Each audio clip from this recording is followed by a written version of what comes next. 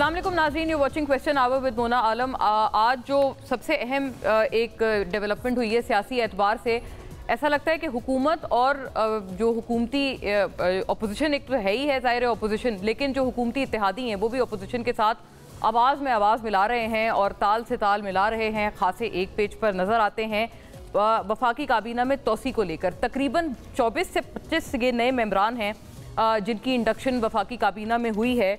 और obviously N economy like Pakistan की जो मईशत के हालात हैं और जहाँ पर इस वक्त हमारा फोकस होना चाहिए, जो प्रायोरिटीज़ होनी चाहिए, तरजीहात होनी चाहिए, बिल्कुल अवामी, सिर्फ और सिर्फ अवामी फलाह के ऊपर होनी चाहिए, आवाम को रिलीफ देने के ऊपर इनका फोकस या इन्हिसार होना चाहिए। लेकिन क्या ये 24-25 नए वुज़रा की इंडक्शन इस पूरे फोकस से हमें डिफोकस कर रही है? ये ज़रूरी सवाल है जो हमें उठाना होगा। असाइड्स ऑल पॉलिटिक्स, फिर कुछ ऐसे लोग हैं जिनकी इस काबीना में जो शमूलियत है वो हुकूमत के लिए ऐसा दर्द सर बन गई है कि ना सिर्फ अपोजिशन, ना सिर्फ अपने इत्तेहादी, बल्कि उनकी अपनी जमात के लोग भी बहुत नाला नज़र आ रहे हैं। इसमें सरे फहरिस्त हैं परवेज़ खटक साहब, जिनकी इंडक्शन इसी तरह से देखी जा रही है, बिलखुसूस जो PMLN का खैबर पख्तूनख्वा चैप्टर है और बड़े दबंग PMLN के जो स्पोक्स पर्सन हैं इख्तियार वली साहब, वो बड़े नाराज़ नज़र आए। हमारे प्रोग्रामों में भी बहुत ऑन एंड ऑफ रहे हैं हमेशा और बहुत एक अग्रेशन से अपनी जमात का दिफा करते आए हैं।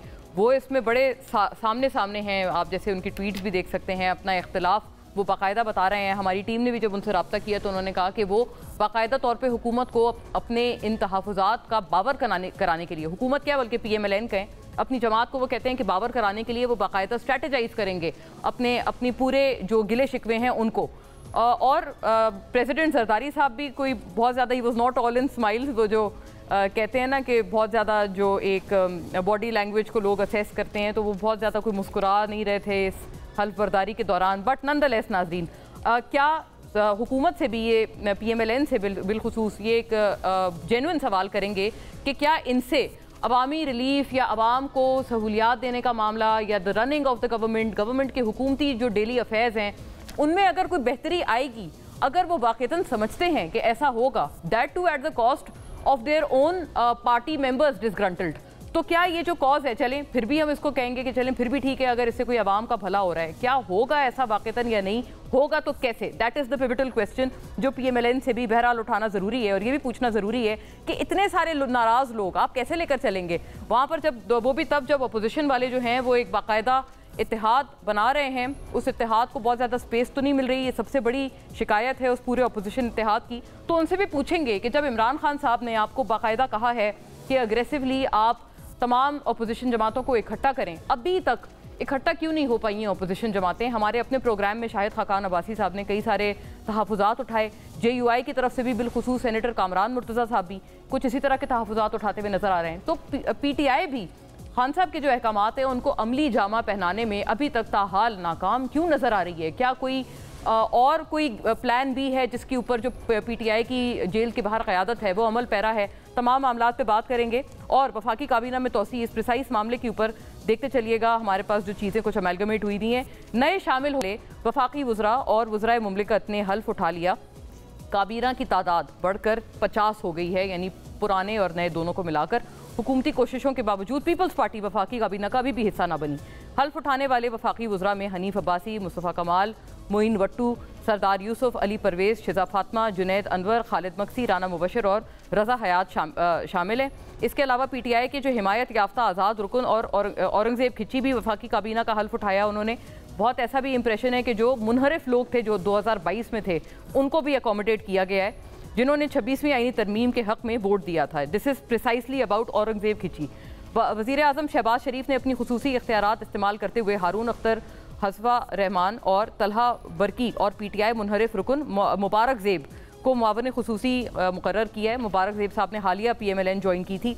वज़राए मुमलिकत में Talal Chaudhary, barrister Aqeel Malik, खीलदास Kohistani, Malik Rashid, Abdurrahman कांजू, Bilal अजहरकियानी, Mukhtar Bharat, own Chaudhary और वजीहा कमर साहिबा भी PTI की डिसिडेंट रुकन थी 22 में, वो शामिल हैं। इसके अलावा वज़ीर आज़म के 3 मुशीर जो उन्होंने अपने खुसूसी इख्तियारात जिसमें इस्तेमाल किए हैं, वो 3 मुशीर हैं। डॉक्टर तौकीर शाह, परवेज़ खटक, मोहम्मद अली ने भी हल्फ उठाया, ओहदे का हल्फ उठाया, जबकि पीर उस्मान शाह, शिजरा मनसब और अरमगान सुबहानी हल्फ बर्दारी की तकरीब में नहीं पहुँच सके।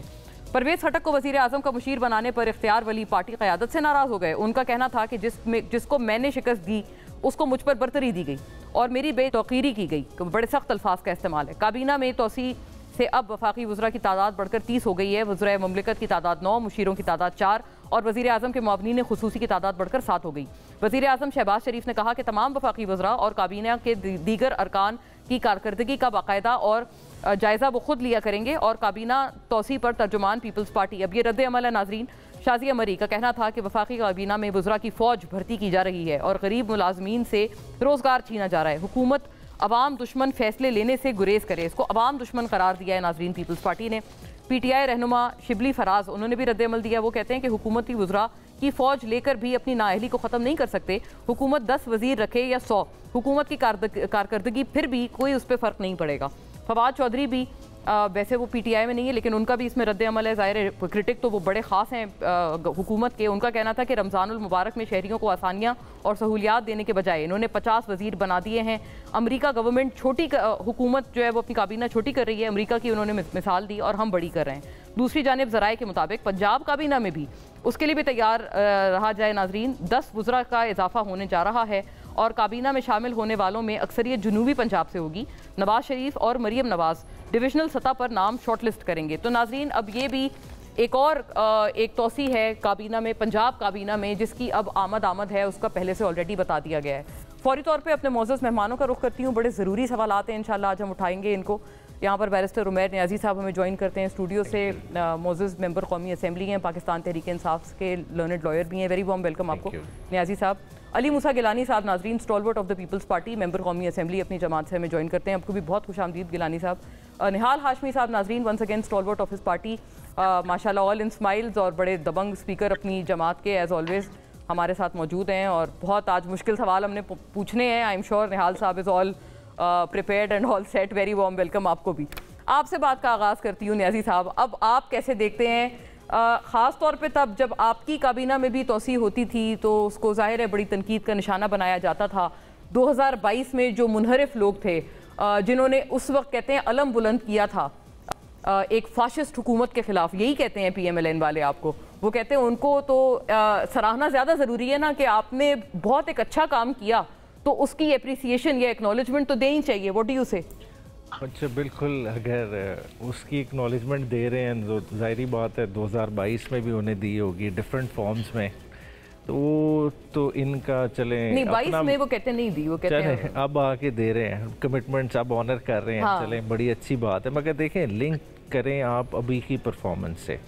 देखें करप्शन परसेप्शन इंडेक्स में यह हुकूमत तनज़ली का शिकार हुई, आपने खुद देखा। फिर अभी कल डेमोक्रेसी इंडेक्स में पाकिस्तान 10 रैंक नीचे गया, वो भी इम्पोर्टेंट और इंटरेस्टिंगली एक हाइब्रिड रिजीम से किस कैटेगरी में चला गया है, हम टोटलिटेरियन स्टेट का क्लासिफिकेशन दे दी है। तो आप देखें 10 वर्स्ट परफॉर्मिंग डेमोक्रेसी हो, जहाँ डेमोक्रेसी डिसफंक्शनल हो, जहाँ पार्लियामेंट की ये सूरत हाल है। आज पिल्डाट का आर्टिकल डॉन में छपा है, अगर उसका देख लें कि रिकॉर्ड कहने को जो है ना रिकॉर्ड लॉज 47 लॉज इस असेंबली ने पास किए हैं, मगर नंबर ऑफ वर्किंग आवर्स इसके कितने हैं? प्रीवियस पिछली 3 असेंबलीज को उठा लें, इसके वर्किंग आवर्स रिड्यूस हो गए हैं कि ऑन एवरेज आप कह रहे हैं कि ये 130 दिन असेंबली बैठी है, मगर कोई भी अगर इसका एवरेज टाइम निकाल लें ना 3 घंटे से भी ज़्यादा नहीं बनता। और लॉज हरिडली पास किए, कोई डिबेट नहीं। और कौन कौन से लॉज पास किए हैं जिनमें सर फहरिस्त 26वीं आईनी तरमीम जिसने अदलिया को महकूम कर दिया, उसके बाद अगर देखें तो पीका के कवानीन जिसने तमाम इस वक्त चैनल्स का स्टेटस PTV+ का कर दिया, जो एंकर्स ऑफ एयर आपके सामने हो रहे हैं, आपकी अपनी कम्युनिटी है, मतलब एक परेशान कुन सूरत हाल है। साथ देखें प्रोटेस्टर्स, चलें हमारे साथ तो जो कर रहे हैं, मगर ओवरऑल जो पीसफुल असेंबली एक्ट इन्होंने पास किया जिसमें 10 साल सज़ाएँ कर दी अगेंस्ट कॉन्स्टिट्यूशनल मैंडेट के राइट टू असेंबली आपका एक आइनी हक है, उस पर कदगन डालने के लिए इस तरह के काले कवानीन पास किए गए। और इससे हट के जो सबसे बड़ा इलेक्शन के डाके को महफूज करने के लिए क्या किया गया कि आपने हाई कोर्ट की जजेस को हटाने के लिए अमेंडमेंट लेके आए और रिटायर्ड जजेस को इंस्टॉल कर दिया। अच्छा, एक न्याजी साहब, एक बात आपसे अर्ज है, हमारे पिछले प्रोग्राम में कामरान मुर्तज़ा साहब भी थे, आपके अपने जो पीटीआई के वकील हैं अहमद अवैस साहब, दोनों थे। उन्होंने कहा कि ये जो 26वीं तरमीम हुई है, तो कामरान मुर्तज़ा साहब वाज ऑफ द व्यू कि आपको पूरा वक्त ऑन बोर्ड रखा गया, बल्कि आप शुरू से ना आपने कोई तजवीज़ दी, ना आपने कोई उसमें अमेंडमेंट्स प्रपोज की। इस हद तक उन्होंने कहा कि आपके सेनेटर हामिद खान साहब तो सराह रहे थे जब उनको सबसे पहली हुकूमती मीटिंग में बुलाया गया था 26वीं तरमीम के लिए। And as a matter of fact, जितने आपके जो वहाँ मुनहरिफ लोग थे, जो शायद एक सेफ किटी में रखे गए थे कि अगर ज़रूरत पड़े तो इनका वोट दिया जाए, आपने क्या शो कॉज लिया उनके खिलाफ? देखें, दो डिफरेंट, एक तो शो कॉज वाला अलहदा पर्सपेक्टिव है, दूसरा जहाँ तक तरीके इंसाफ की इस प्रोसेस में पार्टिसिपेशन की बात है, एक कैटेगोरिकल हमारा स्टांस था कि हमारा क्या था कि हमारा मैंडेट चोरी हुआ है, ये पार्लियामेंट रिप्रेजेंटेटिव पार्लियामेंट नहीं है। सबसे पहले क्या इस अमेंडमेंट पे ये लोग वोट लेके आए हैं आवाम से? देखिए, अमेंडमेंट का इख्तियार आप किससे ले रहे हैं? पार्लियामान का इख्तियार है लेजिस्लेशन का, मगर अमेंडमेंट के लिए क्या आपने वोटर बेस को अपने जलसे जुलूसों में इस अपने अज़ाइम के बारे में आगाह किया था कि नहीं? आपने नहीं किया था। सेकेंडली, हम कह रहे हैं आप 17 सीटें वाले एक माइनॉरिटी ने एक गवर्नमेंट बनाई है बाय फोर्स, हमारी इलेक्शन पटिशन्स का फेट नहीं डिसाइड हुआ। आज वो 85 पटिशन बेशक हमारी डिसमिस हो जाए, ठीक है, लेजिटिमेसी आ जाएगी, मगर वो भी नहीं हुआ। तीसरा जो सबसे बड़ा एतराज़, तीसरा खामोश एक एग्रीमेंट देते, एक हाउस ही कंप्लीट नहीं था, सेनेट एक इम्पोर्टेंट आपका इसमें जुज़्व है, उसके बगैर तो तरमीम नहीं पास, रिप्रेजेंटेशन ही नहीं, मतलब आप सूबों को इम्पोर्टेंस ही नहीं दे रहे।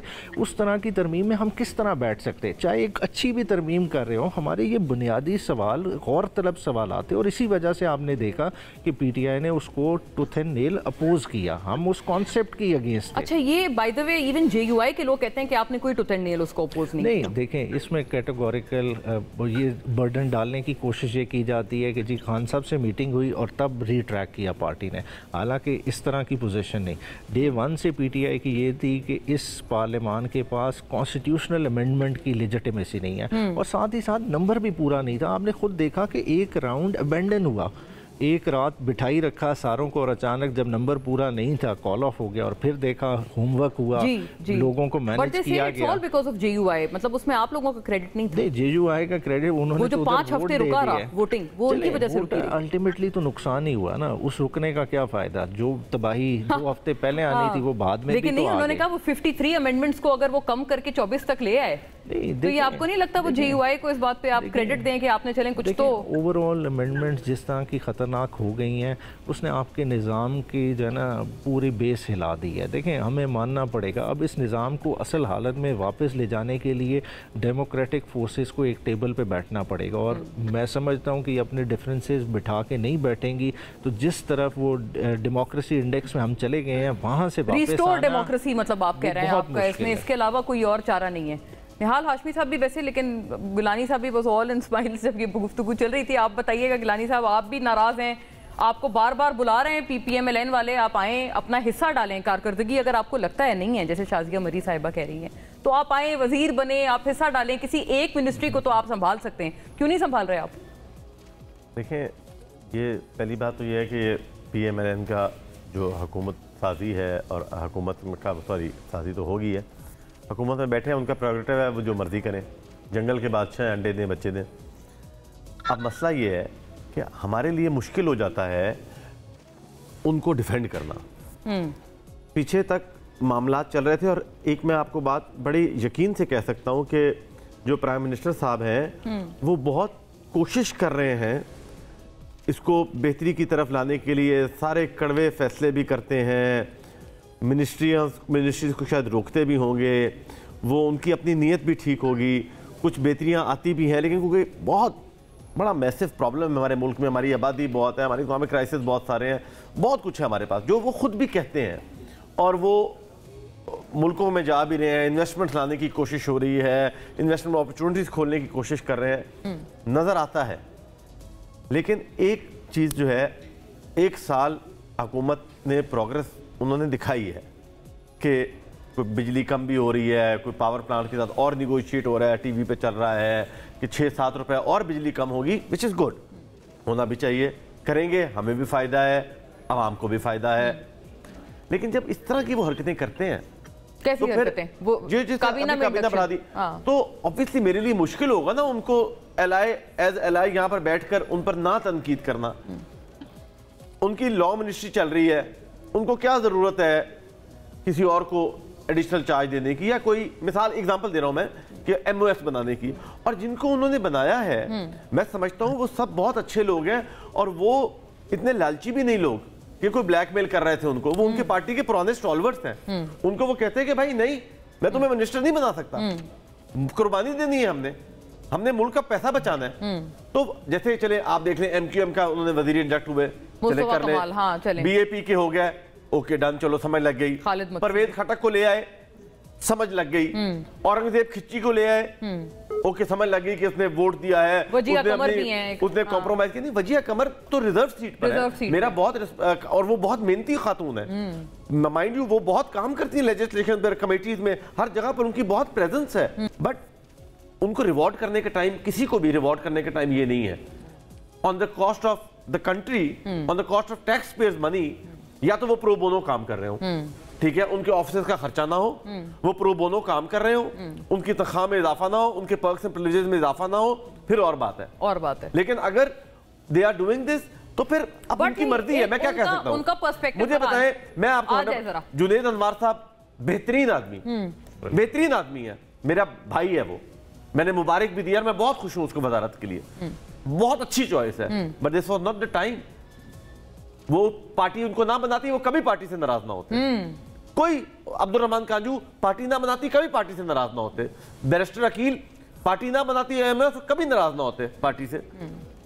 शदरा मनसब जितने भी बनाए वो पार्टी स्टॉलवर्ट्स हैं। अब उनकी इंटरनल पार्टी का मसला है, वो सवाल ही पैदा नहीं होता कि वो पार्टी से नाराज हो जाते। उनके खिलाफ भी कोई फैसला करते तो वो पार्टी के सामने सर तस्लीम खम करते। लेकिन क्यों बनाया?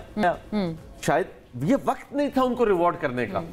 उनको पार्टी मीटिंग में भी उनको कहते ना, पार्टी मीटिंग में भी पीएम साहब, नवाज शरीफ साहब कहते ना कि जैद बकर तुमने बहुत अच्छा काम कर रहे हो, मुल्क के हालात नहीं है, लेकिन तुम अगर मैं तुम्हें वजीर बनाता, वो इसी में वजीर बन जाता। इसी में वजीर, मतलब कहने में ही खुश हो जाते हैं। कहने में हमारे पॉलिटिकल वर्कर को बूस्ट ही चाहिए ना चार बंदों के आगे। लेकिन अब इन्होंने कर दिया है, तो आप बताएं ना क्या रीजन है। अगर आपको लगता है नाराज होने वाले लोग भी नहीं थे, व्हाट्स योर असेसमेंट? देखिए, अब जब इंसान अपनी कुछ, अब इनका, वो मेरे से ज्यादा अक्लमंद है, मेरे से बड़े हैं, वो उनका तजर्बा मेरे से ज्यादा है, मेरी इतनी उम्र नहीं है, उनका उतना सियासी तजर्बा है। उन्होंने सोच के उन्होंने फैसला किया होगा, पर उसकी ऑप्टिक्स गलत है। Politics has changed. पॉलिटिक्स अब उन लोगों के हाथ में आ गई है जिनका तजर्बा नहीं है। जो 18 साल का लड़का है वो सियासी फैसला कर रहा है, जो 80 साल का बाबा है, जो 70 साल का बाबा है, जो कहता है कि मैं 10 दफा मैंने बन चुका हूं, मैंने 5 दफा वजीर आजम बन चुका हूं, वो उसका एक्सपीरियंस इज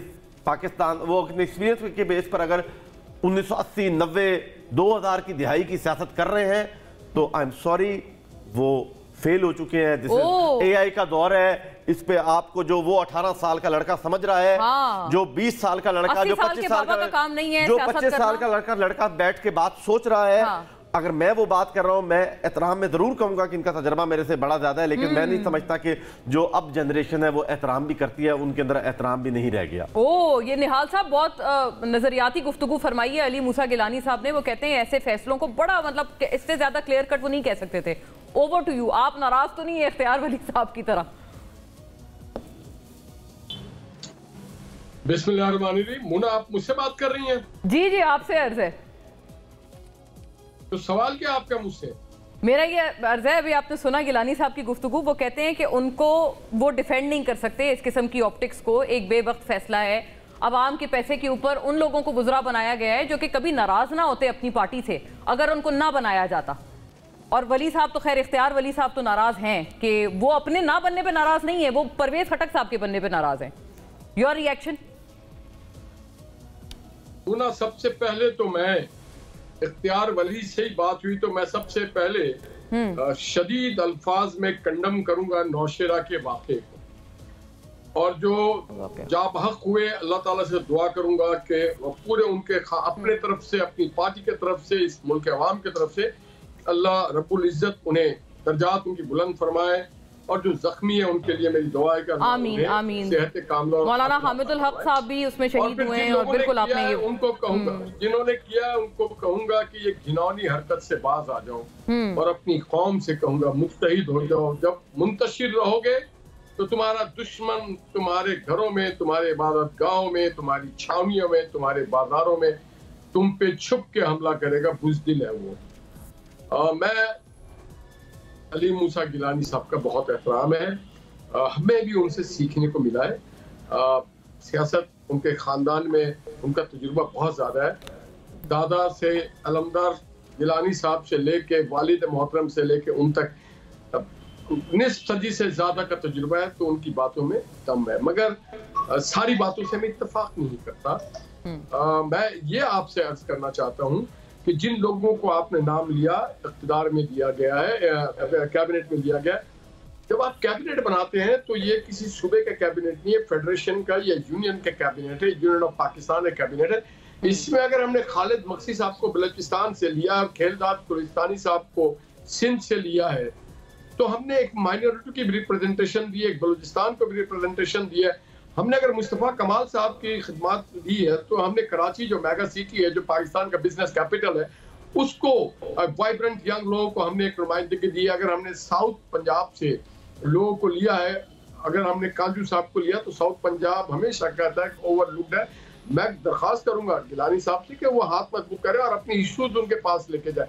अगर हमने सियालकोट से लिया है सुबारी साहब को, तो एक सनीती शहर, उनके अपने इशूज हैं।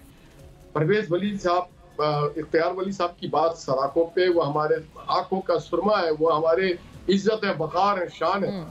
परवेज खटक साहब के तजुर्बे से हम केपी के हालात को बेहतर की तरफ ले जाना चाहते हैं। हम पटवार से और पिंडी शहर से अगर हम देखते हैं हनीफ अब्बासी को और अकील को, तो हम समझते हैं कि हम एक पटवार को माइनस नहीं करना चाहते।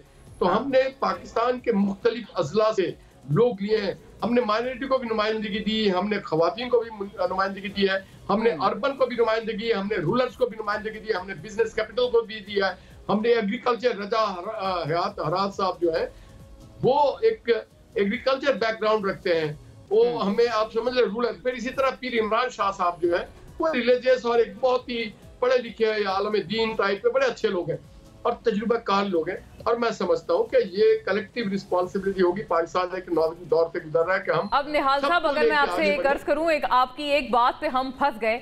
आपने बहुत खूबसूरत एक पूरा एक खाका खींचा, एक ज्योग्राफी की खूबसूरत किताब मालूम हुई कि किन किन जगहों से आपने नुमाइंदगी दी है काबीना में। बट परवेज खटक साहब के तजुर्बे से आपने कहा आप मुस्तफीद होना चाहते हैं, तो ये वही तजुर्बा नहीं है जिसके ऊपर आप लोग BRT और वो मालम जब्बा स्कैंडल और पता नहीं क्या क्या, जब वो KP के CM थे तो आप लोग तब तो मुस्तफीद नहीं हुए। उस वक्त तो आप लोग तनकीद के निश्तरों की कमी पड़ गई आपके पास, आपको दूसरों से उधार मांगने पड़ गए, इस कदर आपने निश्तर बरसाए।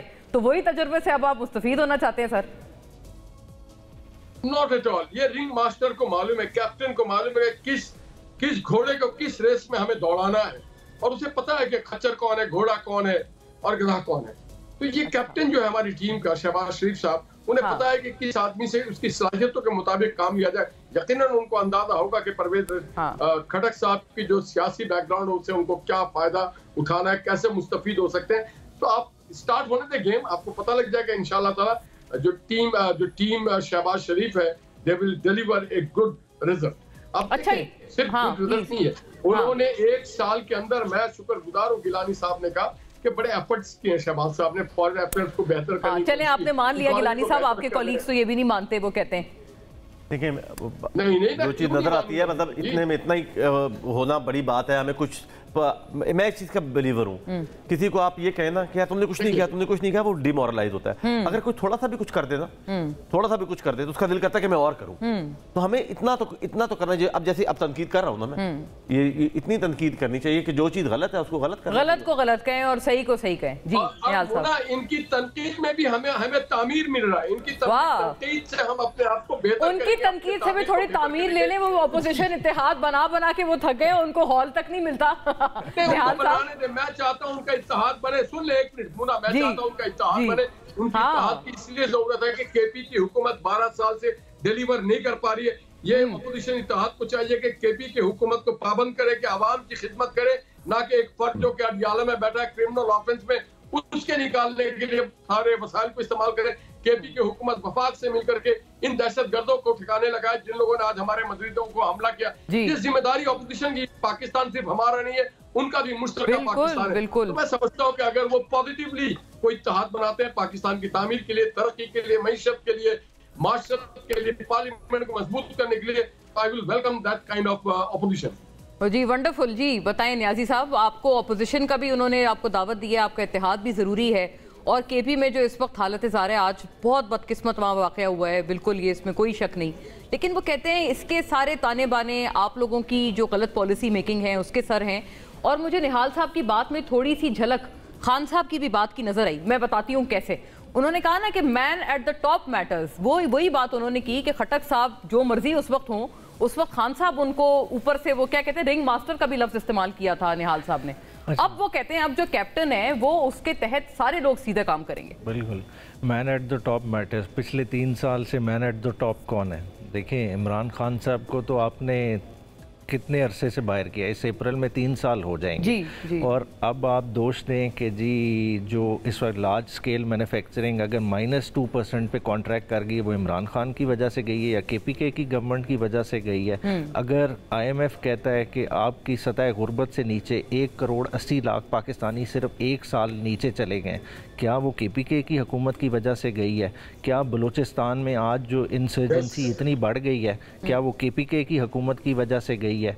क्या अगर आप कहें कि क्या अगर आपने इजाफी 100 बिलियन रुपया इस गरीब सैलरीड क्लास से इजाफी 6 माह में वसूल किया है, क्या वो केपीके की गवर्नमेंट की वजह से गई है? देखिए बात है कि इमरान फोबिया से बाहर निकलें, फैसले आपने करने हैं, फैसले आपसे दुरुस्त हो नहीं पा रहे, आप ब्लेम केपीके की गवर्नमेंट पर डाल लें। नहीं, वहाँ तो आपकी गवर्नमेंट है। देखिए केपीके की गवर्नमेंट है, उसकी जिम्मेदारी हम लेंगे जो चलेंगे, मगर क्या दहशतगर्दी खाली केपीके का मसला है? जब अली अमीन ने कहा मुझे इंटरवीन करने दें, अफगान साइड पर बात करने दें, आपने मजाक में उड़ा दिया। जब मरियम नवाज बात करे कि मैं स्मॉग के लिए पंजाब, इंडियन पंजाब की वजह से बात करूंगे, तब कोई मसला नहीं है। बात है देखिए प्रायोरिटी सेट करें, आपने करना क्या है। आज दहशतगर्दी आपके सर पे चढ़ दौड़ी है तो वो किस वजह से है कि आपने जिस तालिबान को अपना दोस्त कहते थे, गुड और बैड तालिबान की डिस्टिंक्शन से ही आप नहीं निकल पाए, आप उसी में कंफ्यूज रहे। आज आपने डिसाइड कर लिया कि हमने ऑल फुल आउट जाना है, तो फिर आपको कंफ्यूजन वो कहते हैं उनको नहीं थी, खान साहब को थी, good and bad Taliban. Khan साहब के वक्त आप बताएं कोई सुसाइड बॉम्बिंग का इस तरह के वाकयात बताएं, क्या खान साहब के वक्त अमन अमान की सूरत हाल केपीके में ऐसी थी जो आज है? देखें चीज़ों को, देखें फेडरल गवर्नमेंट गवर्न करती है, लॉ एंड ऑर्डर और आपकी फॉरेन पॉलिसी लिंक्ड है। क्या आपने पार्लियामान को इस चीज़ में कॉन्फिडेंस लिया है? आपने इतना बड़ा ऑपरेशन भी अनाउंस कर दिया। कौन सा ऑपरेशन? जो अब कर रहे हैं आपने टेररिज्म के खिलाफ जो अनाउंस किया, जी फितना खबारिज है, ठीक है, आप बताएं तो सही ना डिटेल्स कि आप किन किन कैटेगरीज, किन किन एरियाज को टारगेट कर रहे हैं, कि किसी को पता है, किसी को ऑन बोर्ड लिया है। देखिए उन कमरों में अगर फैसले करने हैं तो फिर तो वही करेंगे जिन्होंने 17 सीटों वालों को बिठाया है, तो फिर इसी तरह की डेमोक्रेसी फंक्शन करेगी पाकिस्तान में। हम एक दूसरे को ब्लेम करते रहें तो ये तो मामलात फिर नहीं इस तरह से आगे चलेंगे, और नुकसान किसका होगा? मतलब आप कह रहे हैं जिन्होंने बिठाया है वही फैसले कर रहे हैं, वो कर रहे हैं 100%। इनका यानी पता नहीं निहाल साहब बहरहाल फिर भी कुछ कहना चाह रहे हैं। निहाल साहब ये फैसला आपका है कि एपीसी भी ना करें? और मैं बस अपने भाई को मैं वजाहत करूं, मैं किसी पे इल्जाम नहीं लगाता, मैं ऐसे हवा में तीर नहीं मारता। मुझे याद है, अगर वो इजाजत दे तो मैं ये बात बता दूं, हाँ आपकी वजह से, केपी के गवर्नमेंट की वजह से हुई कि केपी के गवर्नमेंट के वजीर खजाना ने IMF को खत लिखा था। हाँ आपने डोनाल्ड जो था साइफर, उसमें आपने खत लिखा था। हाँ आपके कायद ने बिल जलाए थे गैस के और सुई गैस के और बिजली के, कि नहीं इस मुल्क के खजाने में आपने टैक्स नहीं देना। हाँ आपने IMF के वक्त को भी खत लिखा था और वहाँ डेलीगेशंस भी भेजे थे।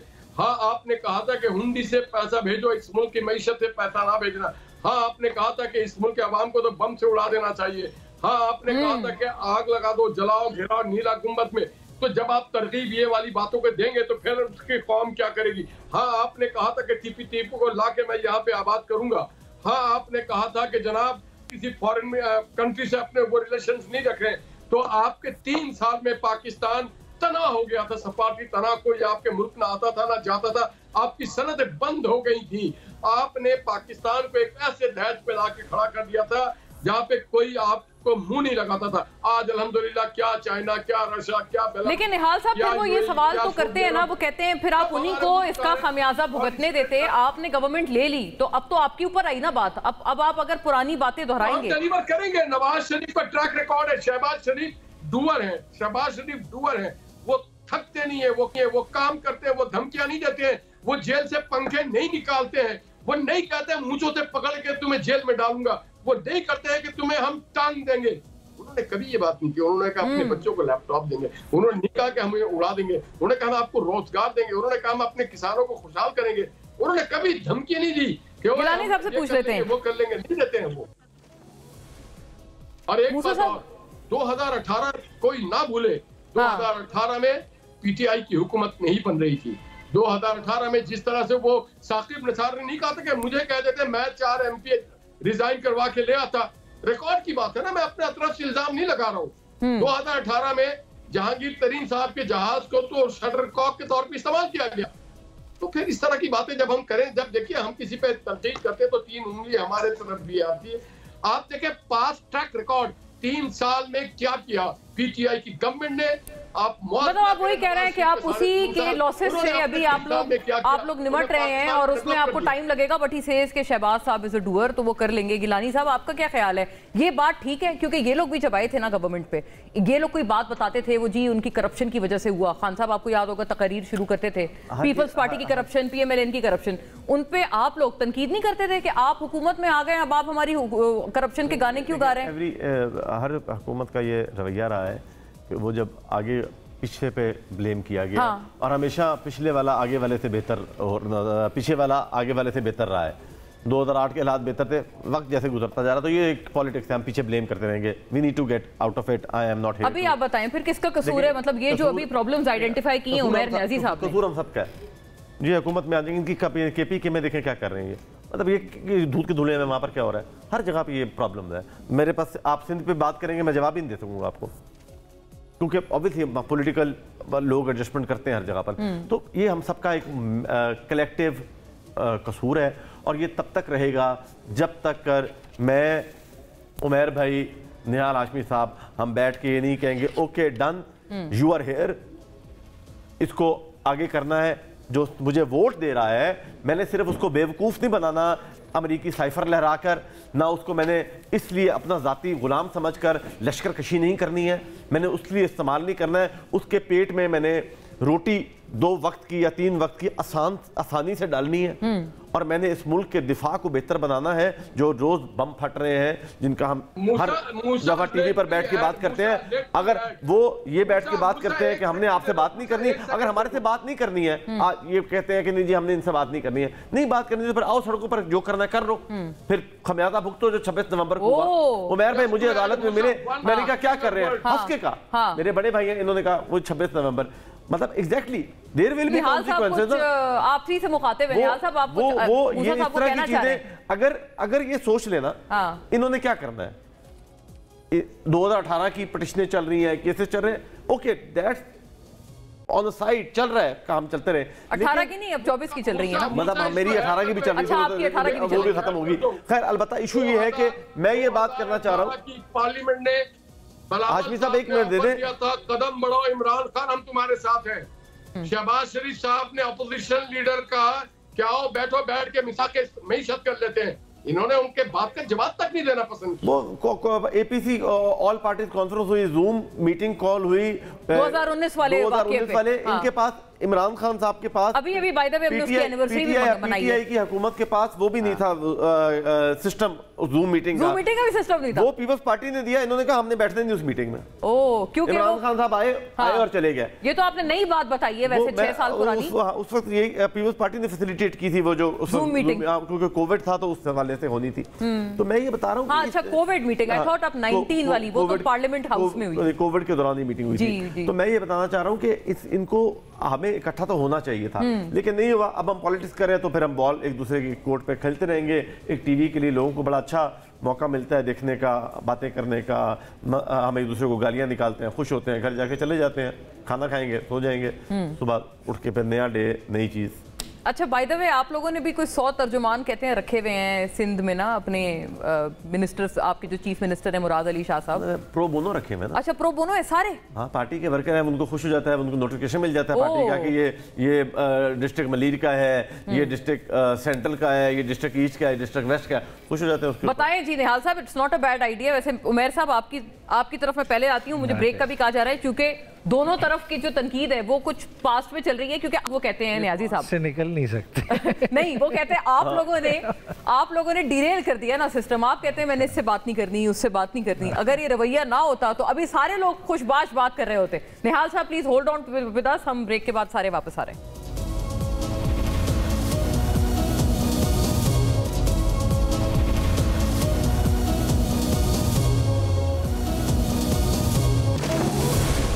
जी वेलकम बैक नाजरीन। इसी कंटिन्यूटी में चूंकि बड़ी इस वक्त एक अग्रेसिव गुफ्तगू चल रही है एंड वी होप कि कोई कंक्लूसिव बात हम कर पाएँ टुवर्ड्स द एंड।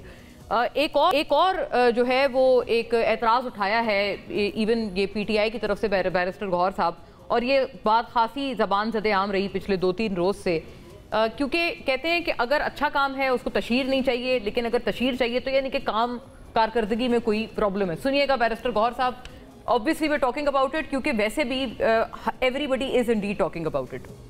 वो लोग जो इक़्तिदार के बैठे हुए हैं, जो एक पेज के सफ़े करोड़ों रुपए खर्च करके सफ़े छपवाते हैं, जो 50 पेज की अपनी पब्लिसिटी करवाते हैं, अवाम में उनकी कोई पजीराई नहीं।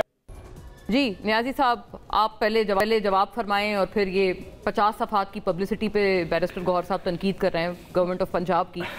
देखिए, बट ये कि आप लोग शायद करते नहीं है, वो आपका भी एक मवाजना करते हैं। वो कहते हैं इसलिए क्योंकि आपके पास है ही कोई चीज़ नहीं तशहीर करने को। अच्छा नहीं, देखें तशहीर करने को बहुत कुछ है। देखें हमने स्टेट के एक्सपेंस पे नहीं करना। देखें ये टैक्स पेयर मनी है, टैक्स पेयर मनी के लिए आप अकाउंटेबल होते हैं। अली अमीन खान ने अपनी 1 साल की कारकर्दगी की एक हैंडबुक शाया की है, वो कहेंगे आपसे भी शेयर कर लेंगे अपनी सारी परफॉर्मेंसेज। अगर 50 मिनी डैम्स बनाए हैं, अगर वहाँ सेहत कार्ड की कंटिन्यूटी है, अगर एजुकेशन कार्ड है, ठीक है, ये सारे प्रोजेक्ट्स हैं उन चीज़ों पे, डिसेबिलिटी के रिगार्डिंग वो सारी चीज़ों पे काम कर रहे हैं। अगर DI खान का मोटरवे का प्रोजेक्ट है ऑन देयर ओन एक प्रोविंशियल गवर्नमेंट कर रही है, तो ये काबिल सताइश बातें हैं। देखें हम अगेंस्ट ऑल ऑड्स जो हमें लेगेसी PDM ने दी, आपको खुद पता है कि KPK की गवर्नमेंट के पास तनख्वाहों के पैसे नहीं थे, वहाँ से KPK ने कम बैक किया है और KPK की गवर्नमेंट आज बेस्ट परफॉर्मिंग गवर्नमेंट है। अगर उसने जो IMF ने इनको फ्रेमवर्क दिया था उसके मुताबिक हमने अपना फंड भी एस्टैब्लिश किया, हमें लेगेसी मिली 18 बिलियन रुपीज़ के डेट की, हमने वो पे ऑफ किया और आज हम सरप्लस में बैठे हैं। कि केपी में आपको बुरे हालात मिले क्योंकि केपी में तो 3 दफा आपकी गवर्नमेंट है, पिछली वफाकी गवर्नमेंट भी आपकी थी। PDM हमारे बाद आई ना, आप शायद बीच में पीरियड भूल रही हैं कि इंटरिम गवर्नमेंट आई थी। अच्छा इंटरिम, ओके, इंटरिम ने सारे चीजें एग्जॉस्ट की। इंटरिम गवर्नमेंट को इंटरिम गवर्नमेंट नहीं थी ना, तो इंटरिम गवर्नमेंट ने किस तरह से चलाया? इंटरिम गवर्नमेंट ने तो हुकूमत हाकिम वक्त की तरह चलाया। उन्होंने सारे प्रोजेक्ट्स भी लॉन्च किए, हर तरह के मामलात किए। कभी इस तरह से हुआ जो लाहौर में तोड़ फोड़ हुई, जिस तरह से अंडर पासेस जिस स्पीड से बने वो किस तरह से बने, इसी तरह बाकी सारे पैसे पूरे मुल्क से डाइवर्ट करके एक जगह पे लगाए और आज भी जिस तरह किया है। देखें हमारा फोकस नहीं है, ये PTI को जितनी दफ़ा क्रिटिसाइज़ करें, अल्टीमेटली इन्होंने जज PTI के क्रिटिसिज्म से नहीं होना। देखें आज 140 टेक्सटाइल मिलें इसी मुल्क में बंद हुई हैं, साथ आपका नेबर अफगानिस्तान बैठा है जो वॉर ट्रॉडन कंट्री था और उसकी सूरत हाल क्या है? आज उधर 100 से ज़्यादा जिनिंग मिल लग गई है। हमारे लिए शर्म का मकाम है, हम आज एक्सपोर्ट कर रहे हैं कॉटन किससे? अफगानिस्तान से। और इस वक्त हमारी क्या गलत पॉलिसी है? हम लोकल जिनर पे GST लगा रहे हैं और उधर खुली छूट है। मतलब इस तरह के गैप्स हैं और इस तरह के मामलात में खेल रहे हैं। इशारों की जो तशहीर पे आपने लगा दी है, इनसे ये पूछें क्या आपने अपने PTV के मुलाजमीन को पिछले 2 माह तनख्वाहें दी हैं? उन्हें तनख्वाहें नहीं दी। फिर पेंशनर्स के साथ जो इन्होंने जुल्म किया है IMF के कहने पे, देखें आज से 2 साल पहले जो पेंशनर रिटायर हुआ है उसके एमोल्यूमेंट्स देख लें और आज के पेंशनर के देख लें, ज़मीन आसमान का फ़र्क है।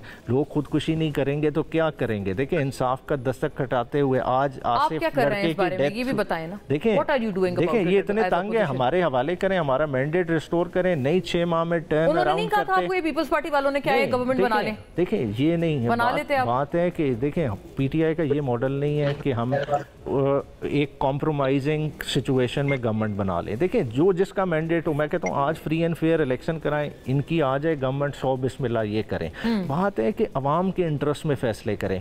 देखें इस मतलब वक्त हम जिस पोजीशन अगर आप हुकूमत बनाएंगे उस वक्त तो वो आपको फ्रीडम नहीं होगा। नहीं, फ्रीडम नहीं है। क्यों नहीं है? देखें मसले होते हैं। डूअर की इन्होंने बड़े एग्जांपल दिए ना, शहबाज स्पीड का दी। देखें उस स्पीड ने क्या किया है, उसने आज सिंध का पानी चोरी कर लिया है। 4 कैनाल्स जो परमानेंट कर दी हैं, ठीक है, जो फ्लड कैनाल्स थी। देखें ये कॉस्ट हमारी कॉस्ट हमारी कौमें पे करेंगी। बात है हम इतनी बड़ी लड़ाई में सूबों को डाल रहे हैं, हम उस चीज़ पे सोच ही नहीं रहे। देखें हमें 100 दफ़ा क्रिटिसाइज़ करें। बात है कि देखें इस वक्त अवाम को इन्वॉल्व करने की बात है। अवाम को इन्वॉल्व नहीं करेंगे, ये सारी सियासी कुव्वतें इर्रेलेवेंट हो जाएंगी। निहाल साहब गलत तजवीज़ आपको नहीं दी, 2 बातों पे ज़रा फरमा दें। एक तो प्रो बोनो लगा दें, जैसे कि अभी मुराद अली शाह साहब ने अपने तर्जुमान लगाए हुए हैं सिंध में, हर कोई प्रो बोनो काम कर रहा है। और आपने जैसे फरमाया ना कि आपने हर जगह को एक नुमाइंदगी देनी थी, वो कहते सब जगहों को नुमाइंदगी भी मिल गई। सिंध के अलग अलग जगहों की अजला की नुमाइंदगी भी आ गई, कराची के अलग अलग अजला की नुमाइंदगी आ गई। बट ये वो प्रो बोनो भी काम कर रहे हैं। आप भी अपने बुजुर्ग प्रो बोनो लगा देते। नंबर 1 ये गिलानी साहब की बात है। दूसरा ये भी फरमाएं कि अगर वो लोग बात कर रहे थे अफगानिस्तान से चीफ मिनिस्टर गंडापुर, तो आपको बड़ा प्रॉब्लम था, जबकि मरियम नवाज साहिबा जब चीफ मिनिस्टर पंजाब बात कर रही थी स्मोक के लिए भारत में, तो वो आप लोगों के लिए बहुत वेलकमिंग था। ये कहते हैं बड़ा तजाद है। आप उनको अगर अलाउ करते वहां एंगेज करने को और आप तनकीद ना करते तो प्रॉबेबली वो कुछ कंस्ट्रक्टिव बात कर लेते वहां अफगानिस्तान से। जी देखिए मुना, प्रो बोनो का लफ्ज बहुत अच्छा लगा मुझे। और मैं इसी दौरान ये बताया एक बार कि जनाब जितने भी पार्टी के फाल कारकुन होते हैं वो सारे के सारे अपने पार्टी के तर्जुमान होते हैं।